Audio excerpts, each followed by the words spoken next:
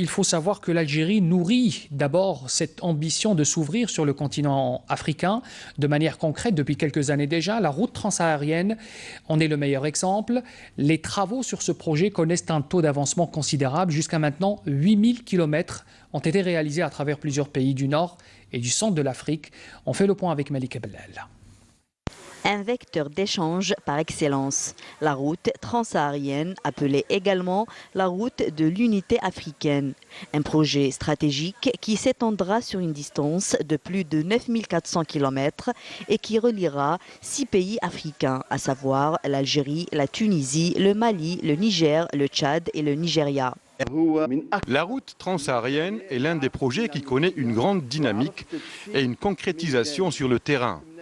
8000 km sont déjà réalisés et 800 autres sont en cours de réalisation.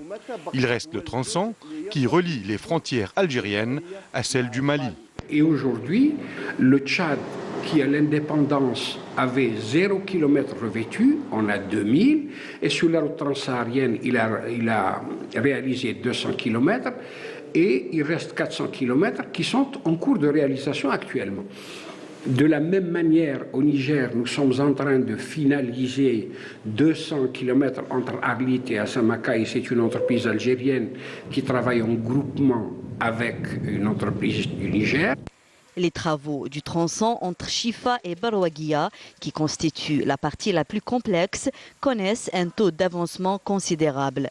Il faut savoir que l'action de l'Algérie envers ce projet s'est traduite par la mobilisation sur le budget de l'État d'une enveloppe conséquente. في الشهر ديسمبر ان شاء الله راح نسلم نفق من بين الاربع الانفاق. On va faire des livraisons partielles des sections donc au niveau تاع الطريق الاجتنابي تاع المديه في شهر ديسمبر ان شاء الله وراح نسلموا ثانيك يعني الكونتورنمون تاع الطريق الاجتنابي تاع لمدينه بروقيه في هذا الشهر ديسمبر ان شاء الله.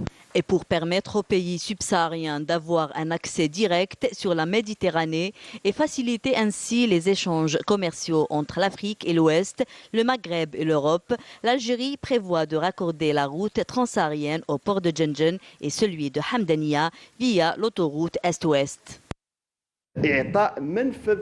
Ce sera une sorte d'issue maritime pour les pays isolés parce que, comme vous le savez, les pays comme le Mali et le Niger et le Tchad n'en possèdent pas.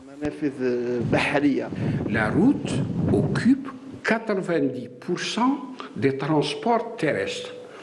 Nous avons la chance, nos gouvernants ont eu l'heureuse idée de lancer le projet de la route transsaharienne entre Alger et Lagos. L'Algérie compte ainsi achever en 2017 son dernier tronçon qui s'étend de Silt Tamanrasset aux frontières maliennes.